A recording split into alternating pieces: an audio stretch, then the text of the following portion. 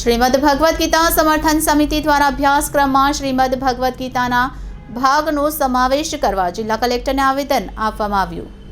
આજ રોજ શ્રીમદ ભગવદ્ ગીતા સમર્થન સમિતિ દ્વારા શ્રીમદ ભગવદ્ ગીતાના મૂલ્યોનું ધોરણ 6 થી 8ના અભ્યાસક્રમમાં સમાવેશ કરવામાં આવ્યો છે। તેના સમર્થનમાં આવેદનપત્ર આપવામાં આવ્યું। નવી શિક્ષણ નીતિમાં દર્શાવેલ મુદ્દાઓ અનુસાર બાળકોમાં રાષ્ટ્રીય ભાવના તેમજ નૈતિક મૂલ્યોના વિકાસ પર ભાર મૂકવામાં આવ્યો છે। જે અનુસાર ગુજરાત સરકાર શિક્ષણ વિભાગ દ્વારા ચાલુ વર્ષે ધોરણ 6 થી 8માં શ્રીમદ ભગવદ્ ગીતામાંથી વાર્તા આધારિત નૈતિક મૂલ્યોનો અભ્યાસક્રમમાં સમાવેશ કરવામાં આવ્યો છે, જેનો દેશ અને રાજ્યમાં અમુક તત્વો વિરોધ કરી રહ્યા છે, જેને રાષ્ટ્રીય શૈક્ષિક મહાસંઘ દ્વારા આજરોજ સમગ્ર રાજ્યમાં દરેક જિલ્લાઓમાં જિલ્લા મથકે માનનીય કલેક્ટર સાહેબશ્રીને આવેદનપત્ર આપવામાં આવ્યા હતા। અભ્યાસક્રમમાં શ્રીમદ ભગવદ્ ગીતાના ભાગનો સમાવેશ કરવામાં આવ્યો છે અને આ બાબતનો કેટલાક લોકો વિરોધ કરી રહ્યા છે। આ સમર્થન બાબતે જિલ્લા કલેક્ટરને આવેદનપત્ર આપવામાં આવ્યું છે। શ્રીમદ ભગવદ્ ગીતાના અધ્યયનથી નાનપણથી જ હતાશા અને નિરાશાથી બાળકોને બહાર લાવી શકાય છે। કેટલાક લોકો આ મૂલ્ય નથી સમજતા અને તેને જ લઈને આ આવેદન આપવામાં આવી રહ્યું છે। ધાર્મિક, સામાજિક અને શૈક્ષણિક સંસ્થાના આગેવાનો દ્વારા આવેદનપત્ર પાઠવવામાં આવ્યું છે। સંજયભાઈ ડુમરાણી। સંજયભાઈ, કલેક્ટર કચેરીએ શું રજૂઆત લઈને આવવું પડ્યું?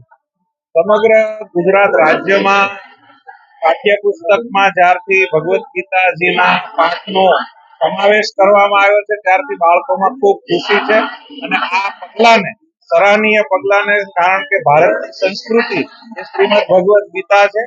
ભૂતકાળમાં પણ ભારત પાસે ભગવદ્ ગીતાના માધ્યમથી વર્ષો પહેલા જે વિષાદ યોગ, જ્ઞાન યોગ, કર્મયોગ, ભક્તિ યોગના માધ્યમથી બાળકોમાં જે નવું ભારત બનાવવાની દિશામાં આપણે આગળ જઈ રહ્યા છીએ તેમાં શ્રીમદ ભગવદ્ ગીતાના અભ્યાસક્રમમાં સમાવવાના પગલાને સરકાર દ્વારા અમે એમને પ્રોત્સાહન આપીએ છીએ અને આને વધુને વધુ અગ્રતા આપીને આ અભ્યાસક્રમ નીચેના સ્તર સુધી પહોંચે એવી અભ્યર્થના રાખીએ છીએ। તે માટે અમે કલેક્ટરશ્રીને આજે આ સંદેશો અને આવેદનપત્ર બંને આપવા આવ્યા હતા। ડોક્ટર સાહેબ, આપ શિક્ષણ સાથે જોડાયેલા, આપણી સ્કૂલ અને બાળકો સાથે સીધો સંબંધ રાખો છો, તો પહેલા જે હતું આ ગીતાનો પાઠ સંસ્કૃતમાં સમાવેશ નહીં થયું ત્યારના અને અત્યારના બાળકોમાં શું ફરક દેખાય? અત્યારના બાળકો સ્વચ્છંદી અને ડિજિટલ યુગમાં પહોંચી ગયેલા બાળકો છે, કારણ કે વાલીઓ પણ બાળકો સાથે શ્રીમદ ભગવદ્ ગીતાનું પઠન પહેલાના જમાનામાં થતું હતું। અત્યારે થોડી